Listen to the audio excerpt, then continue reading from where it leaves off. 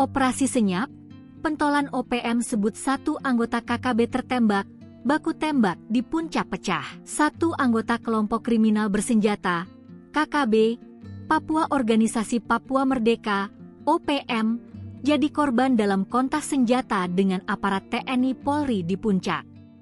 Hal itu disampaikan juru bicara Tentara Nasional Pembebasan Papua Barat, TPNPB, OPM, Sebbi Sambom. Sebbi mengatakan, baku tembak tersebut terjadi di Distrik Sinak, Kabupaten Puncak, Papua Tengah pada Rabu, 25 Juni 2025, lalu.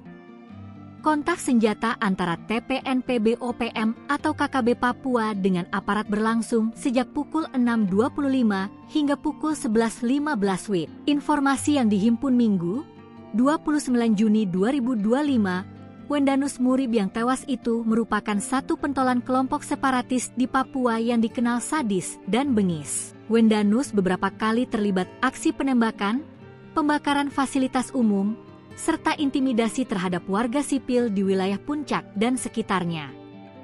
Pasukan TPNPB OPM, kata Sebbi Sambom, berhasil mengamankan 1 pucuk senjata AK-47 milik almarhum Wendanus Murib. Dia mengatakan, pihaknya menolak segala bentuk intimidasi atau kekerasan terhadap siapapun yang berupaya membawa pulang jenazah prajurit TPNPB OPM tersebut.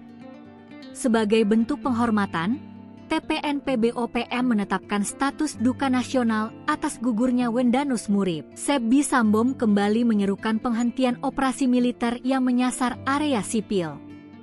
Hingga berita dipublikasikan belum ada keterangan resmi dari TNI Polri terkait baku tembak tersebut.